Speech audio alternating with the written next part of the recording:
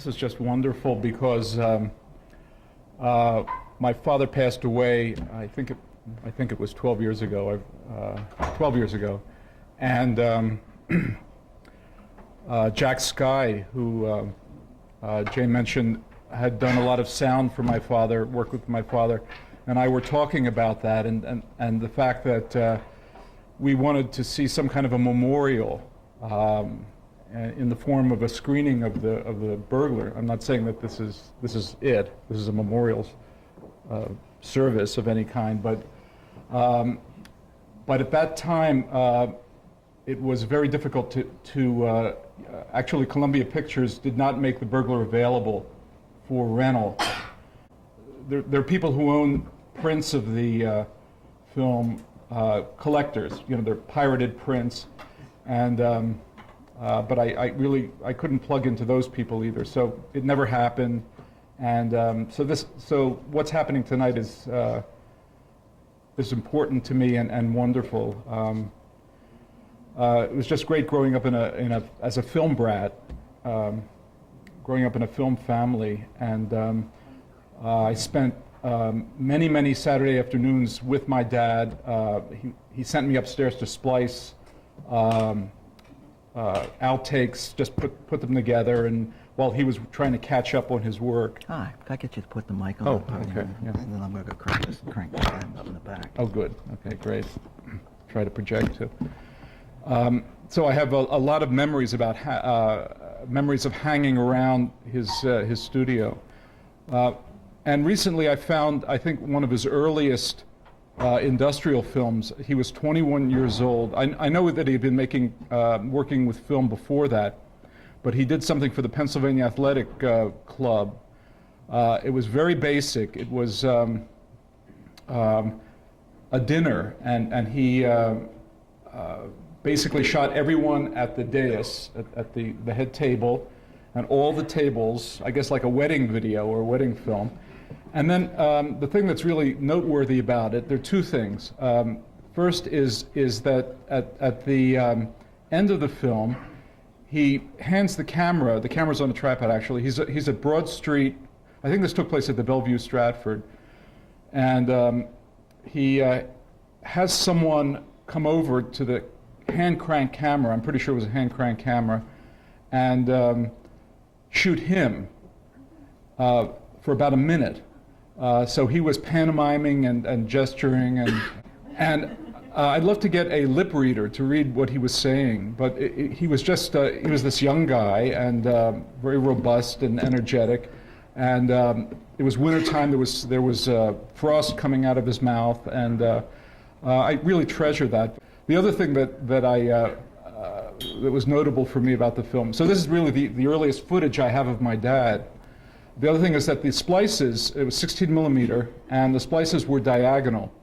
And miraculously, they held. I mean, I've projected it a number of times, and they've never opened. And I've been in the, I started out as a film editor, and that was the worst problem I had. My splices always opened. And I always, my dad would come over and show me how to do it, even when I was 24, and I'd been doing it for a while. And I don't know, he had this knack. Everything that my father not only he shot film, he edited, he would do dramatic industrials. He would basically make it up as he would go along. He produced industrials, I guess, from the 20s through the late 60s. And his dream was always to do features. He did some television shows. He did Diver Dan. He did a show called The Big Idea, which was about inventors, which played locally. I think it was syndicated, but I remember seeing it in WCAU here, I guess Channel 10. I don't know if they still call it that anymore, but his dream was actually to go to Hollywood and make movies. He used to tell me about when he was a kid sitting by the railroad tracks and watching the trains going west. He never went west to work, basically, because my mother hated the West Coast for whatever reason. So he decided that he would make Philadelphia film capital. try to make Philadelphia. This is a lot of people have tried. It goes actually back to before to the 19 teens, I guess, when Lubin was working around King of Prussia, Sigmund Lubin, making Toonerville trolleys, Toonerville trolley, and then there was there were other people who had started studios here. So he decided to do this, and he raised money to do the Burglar, which was extremely difficult, as you might imagine. And he was able to.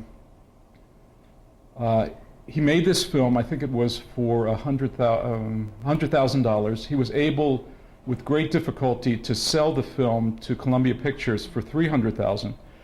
So that was great. Maybe it was a little more than 100,000, but the only person who was really interested was Harry Cohn of Columbia Pictures. It was towards the end of Cohn's career, and I remember being in the screening room when he was showing the film to exhibitors, and it was really a smoke-filled cigar. It was wonderful, but it's a great environment. But they would. Comes back to me now. And above the Fox Theater on Market Street, there was a screening room, and everyone would glad hand my father, and say, "This is Lou. You did a wonderful job. This is a great film. It's sexy. It's got this. It's got that." But nobody wanted to buy it. And then Harry Cohn said, "Tell you what, you ... I'll take this off your hands. This piece of ... I'll do you a favor, Lou. I'll take this off your hands, but you got to give me something with the Burglar. I'm just not going to take this film. You've got to give me the director." So the director was Paul Wenkos, and actually this was his first feature film. He had been my father's protege. So he then signed. My father let Paul Wenkos go, and it was very sad. And then he went on to do the Gidget films and some other films and lots of TV movies. He's very talented. So anyway, I was about 12 at that point when the Burglar was sold, 11, 12. It was 10 when I was made. And so I grew up in this wonderful, wonderful environment. And then after that, my father made a number of, participated in several other feature films. One shot in Philly called Sweet Love Bitter, which was a life of Charlie Parker, based on the life of Charlie Parker, a John Williams novel. And he did TV shows, Diver Dan, The Big Idea. And let's see, tried to get involved with, tried to produce David and Lisa, which was shot here in Philly as well, but was unable to raise the money, and in the end just provided production services to the producer. Let's see, but he never stopped. Basically, it was bad health and some difficulties in the industry. At the end, he left. He closed up his business. He sold it to his comptroller. I don't know, is Lenny here tonight by some chance? Lenny Levin? I'm really curious at the break. I'd love to meet, say hello to some of the people who worked at Newsreel, and they probably don't recognize me. I was very, a lot of people used to call me Monster because I would always throw cores at, I would sabotage people and throw cores and splice their films upside down, things like that. Anyway, it's I'm really grateful for my father and his work, because I was able to get into this business, and it's been just a great trip. So perhaps during the Q&A I can answer some questions. Some other questions, and either about Diver Dan that you'll be seeing, or the company, or the Burglar later on. So thanks. Actually, could you just explain what Diver Dan is briefly, since we're going to see it now? Oh, we're going to see that first. Okay. Yeah, I'm sorry I've been all over the place here, but I was just letting it all come back. And there's one other anecdote perhaps I'll just mention, but Diver Dan is was a children's show that was created by a wonderful, very creative guy, John Ferlane, who used to work at WCAU. He was the art director there, and my father basically ended up being the producer of this series. And it's a live action show, as you'll see, with puppets and two characters that are human beings. There's a major league cult following. I don't know how many. Is anyone here a Diver Dan fan? Okay, good. And I get all the mail from the website, and I'll tell you, it's unbelievable how many people remember Diver Dan, want to see the old shows. And I'll save the anecdote, the other burglar anecdote, for later. So. Jim Leonard was the art director for The Burglar. He's going to tell you how he came to have that position and worked throughout its production, of course, and he's the man that knows all the locations in this film and where they were done. Jim?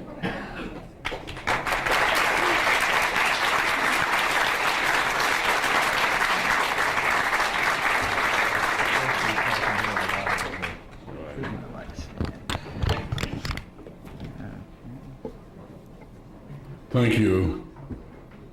Somehow I'm really flattered because I'm just a guy behind the scenes, and they were some scenes. Someone asked me, how did I get involved with The Burglar? Well, it starts this way. I had an advertising design studio on Walnut Street in the 1000 block. I was doing brochures and booklets, and I was also doing some photo retouching airbrush work for Mel Richmond, which was one of the leading studios in Philadelphia at the time, Mel Richmond Studios. And I also did some freelance work for another studio on 9th Street, Nat Kaplan Studios. So my whole experience getting involved with The Burglar started with a person by the name of Saul Lankin, who came to me one day and he said, Jim, they're going to make a movie in Philadelphia. And they put the news out for different artists to come and sort of be interviewed for getting the part as a set designer, because we already had chosen an art director. So I put my head in the ring, and lo and behold, I think there were 48 other artists and studios who had vied for that position, and me not knowing anything about set design, I won. So I started out with talking with Mr. Kellman, and Brian, I'm going to talk about your dad now, Brian Kellman. He was such an imposing figure, and he barked when he talked. He used to remind me of Sidney Greenstreet. Yes. He was a barker, but he had a tender heart inside. But I got through it to the fact that they never were on time. They asked me to come in and be there by 10 o'clock, and I was never seeing anybody. I'd sit there and wait, and they come in at 11, 11:30, and so forth, in the field. I don't want to dwell on that too long. You've had enough talk, I know that.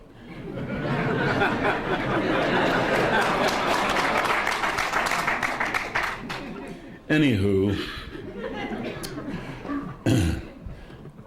I was appointed to do set design, so I made a model of a few of the sets that were to be produced. But I was to work under an art director that they had hired from New York, from Great Neck, New York. His name was Paul Petroff, and he was the art director. So Kellman asked me to go up to Great Neck, New York, and spend some time at Paul Petroff's house, and I did. And we sat down in his living room and we went over sketches and so forth. He did some ideas of what he had in mind, and I did mine. Paul had not done any movie work either, but it was television sets, which were much frailer than movie sets. So getting it together, they finally decided they would let Paul go. and they gave me the coveted title as art director. And I got in real deep, can I use it? Doo-doo. Now, the rest you're going to hear after we see the film. But one thing I did want you to know, I had a nephew that I hired because I had some of the neighborhood fellows who never worked in anything either concerning movies, but I got fascinated by it. I neglected my studio, my graphic design and so forth, and I just got so fascinated with movie work, seeing the actors, see the big cameras and all this. And we saw the dailies every day down on Vine Street. Oh, was I impressed. So I had a nephew that I hired, and every hour or three, Lou Kellman fired him. Larry was his name, and it fit him very well. He was one of the funniest young men you would ever meet. My daughters and her daughters are here, and they laugh the minute you say Larry. Well, Larry would do everything wrong, and then Lou would, and Ben Burke, the production manager, who was a piece of work, they would fire Larry. And then Larry would get his things and get ready to go out of the studio, and Lou Kellman would be sitting there and say, "Hey, where are you going?" Larry said, "Lou, Mr. Kellman, you just fired me." He said, "Get back there. You have to drive the car to pick up Jane from over the presidential apartments." Larry take off his things and go back and start working. So there's a lot of comical things in the making of this film, and I can answer many, many questions later on after the film. I would be happy to, because you will find it very amusing, but it was a very great experience for me. And Dan Duryea was one of the most beautiful, nicest persons one could ever meet. So with that, shall we have the film? The actual death scene when Dan Duryea was killed, that was done to match the steel pier. And there was a hurricane, I don't know if it was Andrew or Hazel. For those last shots, we had to just take the caravan and leave Atlantic City. And we could not shoot that death scene in Atlantic City under the steel pier. So we searched around, and I finally found that the closest thing to match that steel pier under the stands was St. Joe's at 54th and City Line Avenue. So when he gets shot, it's not in Atlantic City. I had to fix that up so it would look and duplicate exactly that particular scene.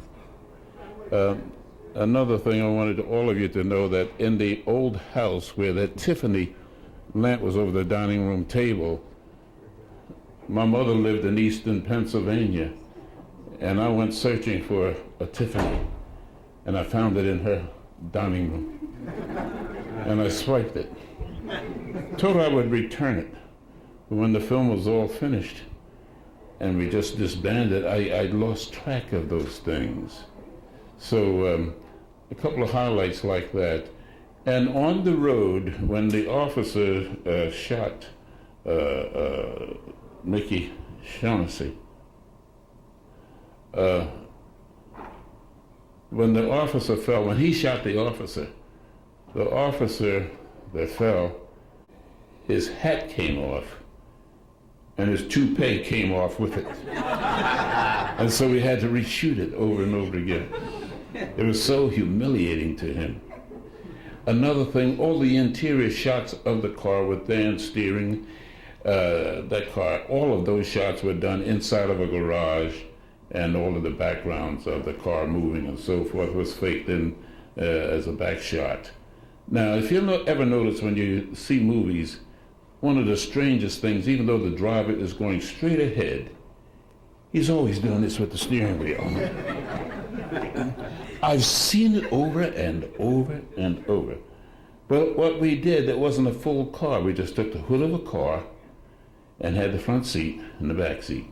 But that was done in the garage. I forget just where it was. And we faked that scene as far as them getting away in that escape car. We did a lot of shooting during the day for night. A lot of that was done right in the right sunlight, but in the processing. You might not notice it, but some of the shadows could have never been there if it were really nighttime. Where was the location? Was that a real location in the Dan Derrier's first scene with Martha Vickers? Were they sitting at a bar, or was that just a... That was Johnny D. Simone's Kenwood Lounge. Okay. Yeah, and the waitress was Paul Wenkel's wife, Ruthie. Oh, really? Yes. And another experience is the most ridiculous thing for me was to go up and down South Street and Ridge Avenue and go into the junk furniture stores and buy such things as a broken down broom that had been well used, a table, a buffet, and all the furniture that you saw in the hideout house. They were amazed because I did not bargain with them. And the little old men who owned those stores, you know, it was real dark and all these things hanging. And I'd say, I'll take it, I'll take it. And then there was this table or this lamp, I'll take it. And I remember distinctly, one on South Street, he and his wife were looking at me like, this man is crazy. And I thought I was too. And this other thing is that in order to get the flavor for that house, the hideaway, I went up into Manayunk, and I had to be bold enough to knock on a few doors, and I talked to a little old lady there, told her what I was up to. And of course she didn't believe me. I had to spend an hour to convince her it was an innocent assignment. I wanted to find out what her furniture looked like, how large were the rooms, and that's what I did. And so the old mohair, they were usually maroon or green, those old mohair furniture with the overstuffed arms and so forth. Yeah. So I had to use those things, do my sketches, and then go shopping for these type of things at used furniture stores. And so, as I said, Larry, that name comes up. We could not find an old tea kettle. That's one of the strangest things. The old tea kettle is what I wanted for that kitchen fight. And there were none. So you may not have noticed it, but the tea kettle that was on that stove was just one of the modern ones. Now, Ben Burke, the production manager, told Larry to go out and age the kettle. Well, Larry didn't know what aging meant. We should scratch it, you know, damage it in some way like it had been used for years. But Larry came back. He had gone out in the back of the studio out there at WCAU. Larry came back with this kettle. He had taken a hammer and he hammered all over it. He called it aging. And so I can hear Ben Burke now cussing Larry out so loud that you could hear this all over South Philly about that tea kettle. In that kitchen fight, we had to take a rope and tie Jane and Mickey Shaughnessy in order to keep them in close range of the camera because the action was so violent. And so we had to take a rope at the clothesline and tie those two so they could never get more than about 2 to 3 feet apart in that fight, and to keep that in range. Any other questions? Yes. The mansion in the beginning of the film where they perform where they do the burglary. Yes. And where is that location? It's in Marion, but I can't recall the exact road that it's on. In Marion. I can answer that about Highland Avenue. Oh yes. I was there when they did the shooting. Why don't you come? Why don't you come so they can hear you? Oh. Come on. I've got some seats here if anyone else that was involved with the film wants to come up Go and ahead. talk, actually. I don't want to take your time. I do you like they do me 2 minutes. I was so excited when I read the Enquirer this morning and I saw that the burglar was going to be here. My father-in-law took care of that estate in Highland Avenue. And on Saturdays, his son and I would go down and cut the grass. Well, along came the plan for the burglar, and Mr. Kellman asked my father-in-law, could you get some people together to clear the sidewalk from the main gate entrance on Highland Avenue so we could see the front door? You could not see the front door prior to what we did. The three of us worked 5 nights from 5 o'clock until dark. And we cut all the trees that had overgrown because the estate had not been lived in for a number of years. And then The nice little gravel sidewalk was about 10 feet wide, and it was all these nice little white or creamy pebbles, overgrown with grass and everything. Mr. Kellman had us rake that with an iron rake. It's about 300 feet or more to the house from the big entrance gate, the walkway. And we had to use the iron rake to take the grass and weeds and everything out of it to restore it. Then the boxwood on each side was all hung over from overgrowth, and Mr. Kellman insisted that they look like real boxwood, box. So we also had to prune the trees because they had overgrown. And he wanted one, you saw it tonight, and I was thrilled when I saw it. I tapped the guy in front of me on the shoulder. I said, there, that's it. And we had trimmed the trees, so he got the one shot through the iron gate, you saw that tonight, straight down to the house, and you saw her on the front porch. And that porch went all around this mansion. Where you saw the men climb up the wall, I saw them do that when they were photographing it. And I was only 29 then. Had a lot of red hair, and and all, no pot belly. But anyway, it was exciting just to see them crawling up that side of that wall. And then when they went into the house to do the drilling, that was all fake. That part of it they did on the first floor level, and they built around the window below where he actually crawled in, and had it all blacked out. So when he went in, you thought he was on the second floor, and actually he was on the first floor of the house where he did the drilling and all. Anyway, it was an exciting evening to me, and I hope you all had as much fun as I did. Brought back a lot of nice memories.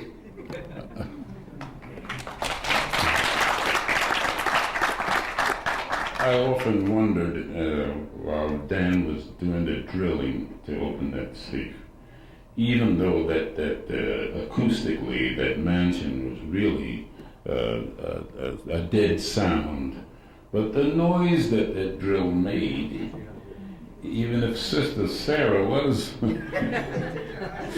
mean, that drill was noisy. And especially when he had to go in and then come back out, then go back in again, and as she walks back and forth in front of the opening of the safe, that's the box I built just about like this, about this high, and I had to borrow a lock for a big safe from a locksmith downtown, and the inside I had to build it with plaster Paris to make that look like steel that the lock would come in and settle in. So when you see her walking back and forth in that circle there, that was because it was an open box and it looked like it was a part of the wall. But that's all that was. And that was a difficult thing because that was very heavy. And Mr. Kellman, your dad was such an interesting man. He was tough, he was rough, but he was so gentle. He really was. And I was scared to death of him at first.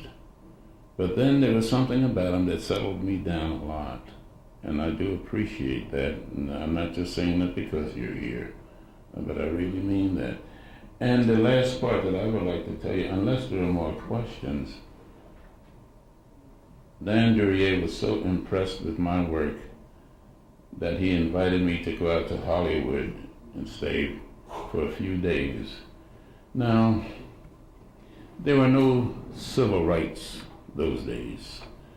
There was no movements of work ethics in black and white, the race and all that. Whatever a man did, he did it because he just had to fight the battle on his own. So here I was in those days when you were called Negro or colored, and you would never call me black because you would be killed if you did.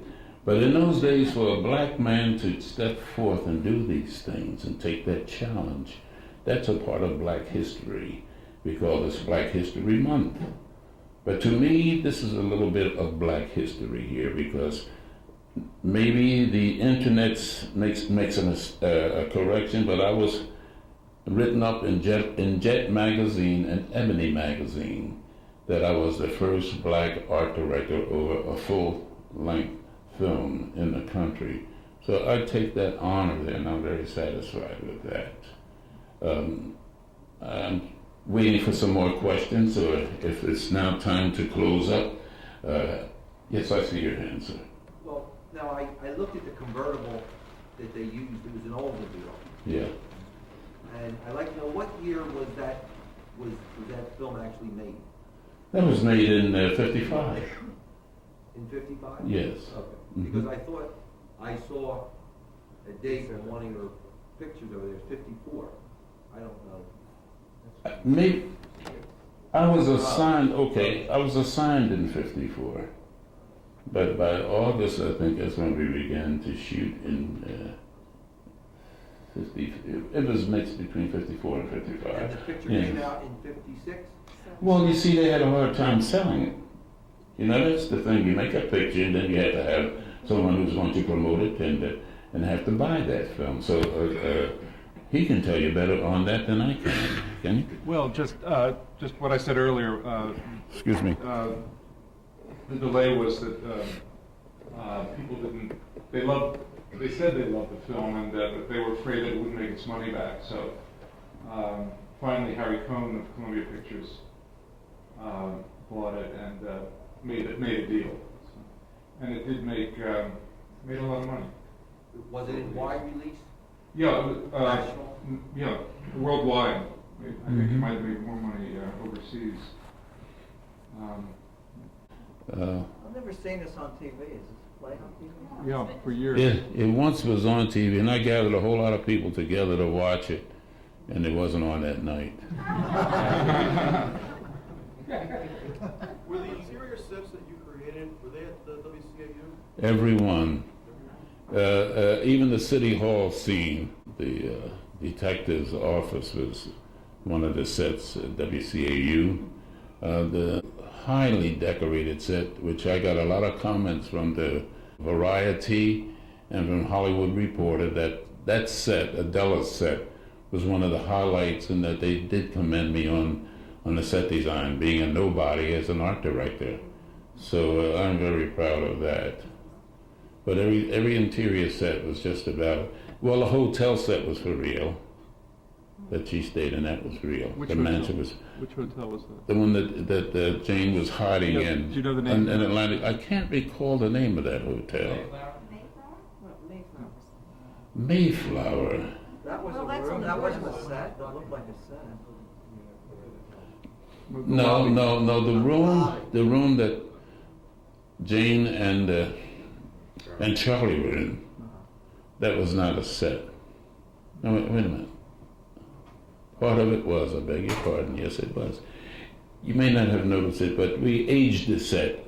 But some of the people I had to age a set didn't know how to do that, so they took a spray gun, and if you notice, just on the bedposts, there was this black dirt sprayed on, but no place else in the room. The bureau, the chairs, they all look good. They were white. They all look good. And then aging the set back to the old house, Artie Burns, who was the tape recordist, he had a nice, beautiful little Ampex recorder, and it was sitting beside the window. Of course, the window had no pane to it, just no glass. And the men I had doing some spray painting to age the wall and make it look very old, Artie unfortunately had his tape recorder on a little table, and as Eddie Adams sprayed this black paint to make the walls look dirty and all, the spray got on this beautiful Ampex tape recorder, and I thought we were going to have to call the Undertaker for Artie Burns, the sound man. There were so many hilarious things. You'd have to be here all night for me to tell you much of them. Any other questions? Yes, this keeps going on. All right. Jay, this is your show now. You tell me if I have to cut when. All right, go ahead. I was just curious, after The Burglar, did you do any more production? Well, the answer to that is, as I said, Dan Duryea paid for my fare out to Hollywood, and I stayed there 3 days. And he was doing all he could to get me going out there. And so did Paul Wenkos. I stayed with Paul and Ruthie there for 3 days also. And I met Bob, and I think the other fellow's name was Rafelson, and they were filming and starting a series called The Monkeys. And I had some good filet mignon, and I got really filled up and had a great time, but I didn't get any work. So it didn't work. Well, and it's not, I don't want to overdo the racial thing. Here I am, a Philadelphia fellow. These folks had come from Hollywood. Don Malkins, he was a New Yorker, but the others were all Hollywood people, and here we were working with non-union people. So I had never served 6 or 7 years as a set painter. I had never served any years as a set decorator. And all of a sudden, here, they're confronted with an art director. So Lou Kellman deserves an awful lot of credit for going that far with me, an unknown, to be the art director over that film. But the thing I did, I spent, when I knew the Hollywood gang would be coming in, and I knew nothing about this work, I only knew my graphics design. I spent every hour possibly that I could at the Philadelphia Library there in Logan Circle. I read and I read and I read because I didn't know what a gaffer was. I didn't know what barn doors were. Rope, I didn't know anything. But I read so I could get the lingo down. And so when the crew came in from Hollywood, they said, "Who's the art director?" Because they looked at these sets. They were pleased.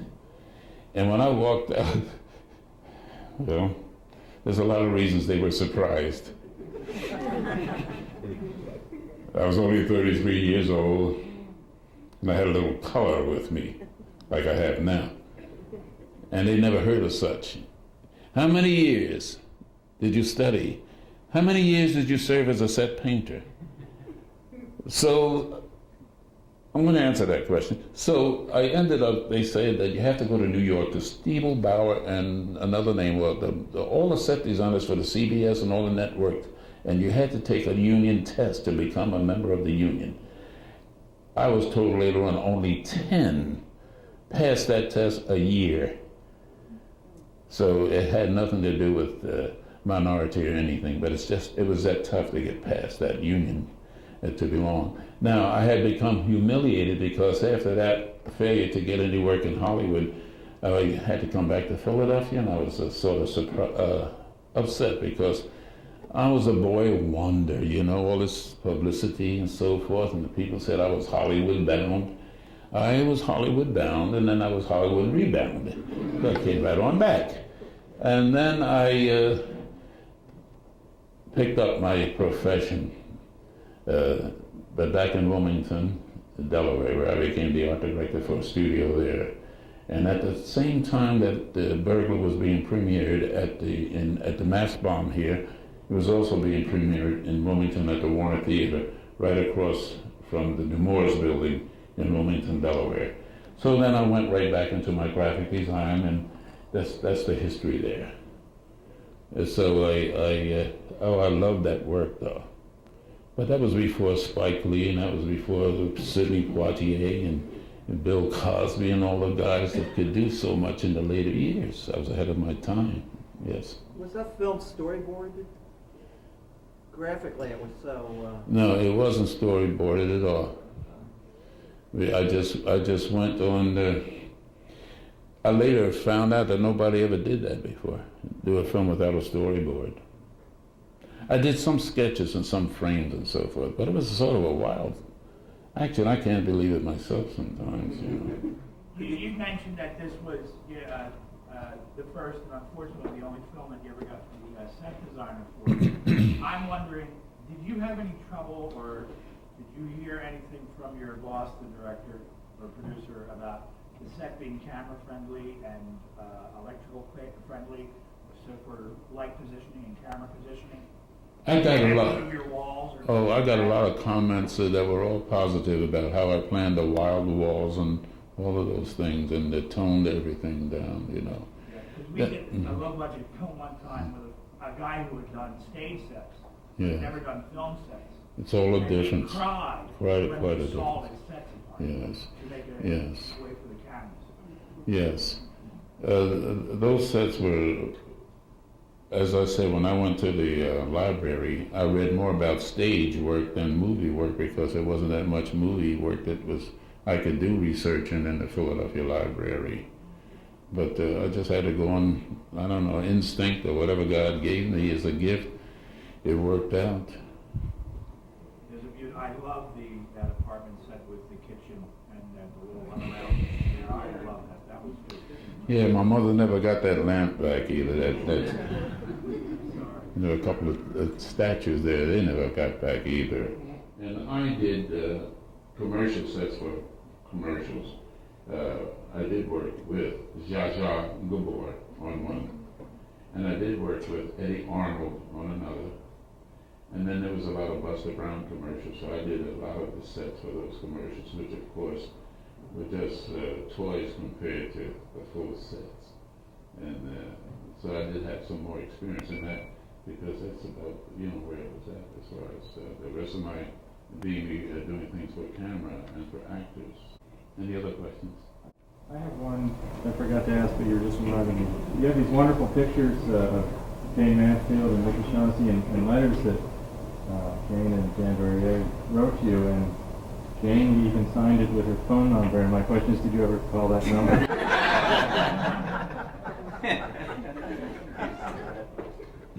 I don't think so. Maybe you should try tonight. I don't think so. She would not be able to answer tonight. That was a tragedy indeed of her death. It's quite awful. Yeah, unfortunately, I was 10 years old when Burglar was doing it. But I do have a lot of, there are memories. She came over for dinner one night. We lived in Wingfield, and I have some wonderful photographs of her at dinner.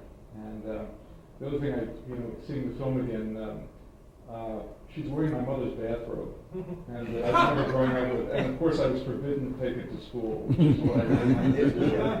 And I guess the other thing that my parents made sure I was at summer camp so that I would be out of the way that summer. But I remember seeing some of the shooting at the Manayunk location. Their hideout, the exterior was in Manayunk, where he's playing with his rubber band and the train's going by. And the other thing is that there's a phone number in the film when Della is being called in Atlantic City to come down, GR3 30456, which was our phone number.